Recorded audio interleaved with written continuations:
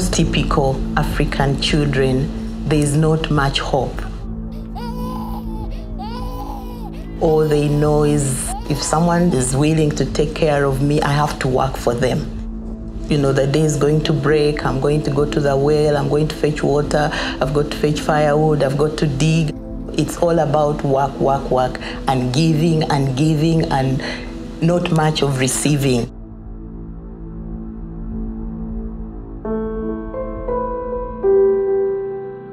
If they don't develop socially, if they don't come out to live a value-based life and begin to think wider than what they are seeing, then they will not be able to develop their countries.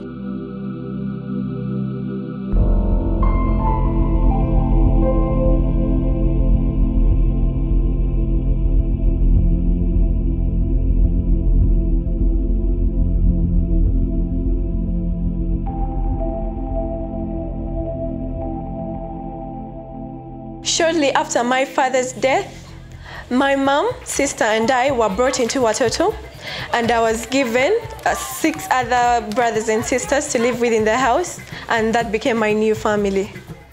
When you belong to a place like this, you feel like you're normal, I should say. You feel love, you feel you're at home, and you live a normal life. Being a part of Watoto as a child, it's a very big advantage. Compared to those who are not in the Watoto setting. They just brought everything all together right here. We have our own clinic, and just recently they started up a farm growing vegetables and all that. We have a school up on the hill. We have a vocational institute. When we go out to the local community, people out there look at us and they are like, you guys are really blessed, you guys are privileged, you guys have this very big opportunity, and truthfully, it is true. And when I look at it, I'm like, oh God, I think I am on your best list, because it's good.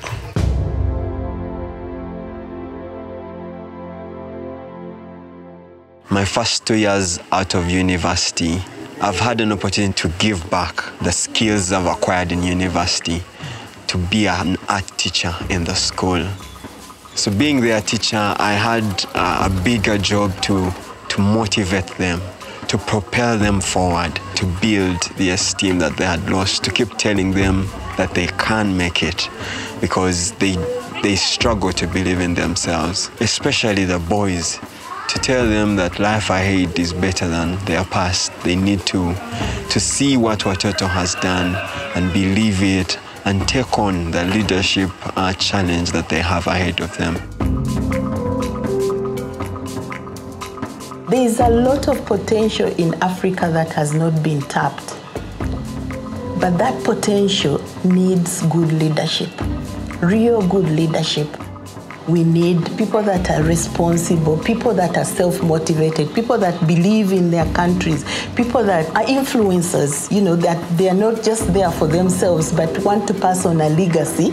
And that's what Watoto has been doing with the children. You know, Watoto has done so much for me. I don't know how to pay it. I just have to reach out to other people who are even worse off than ours.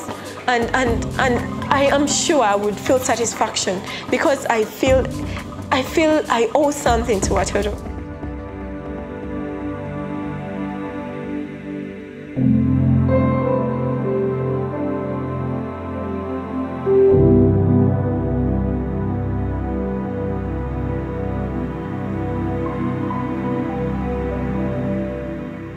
Sometimes I sit back and I think about how my life would have been like without support and without encouragement from my sponsors, my mom, my teachers, and my pastors. Life would be so miserable. I have a feeling I would be gone.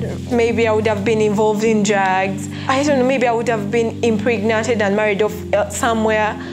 And you know, us as human beings, we all want a sense of belonging. We all want someone to offer a shoulder for us to lean on. So that is what everyone needs. So if you're that shoulder, just offer it to someone who needs it. Someone rescued me through Watoto childcare. And it's not just me, it's been thousands of boys and girls who have gone through the program, and they are a lot better. To me, what Watoto is like my childhood superhero. Watoto Church is a real life church.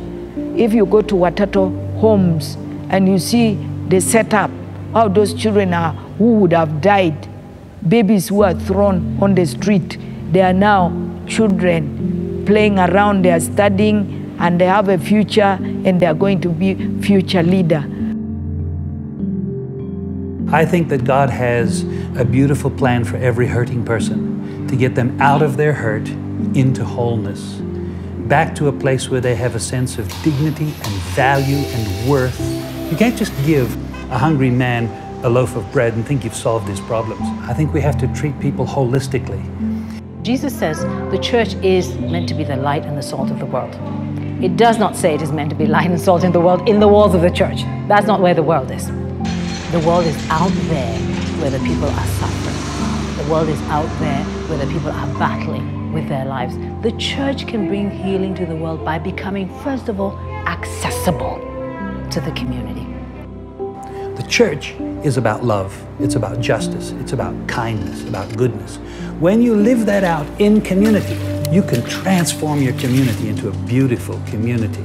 And when we love one another and we love God together, and we live in a community of love, we can solve any of our problems. It gives people hope when they realize the power of what real love is.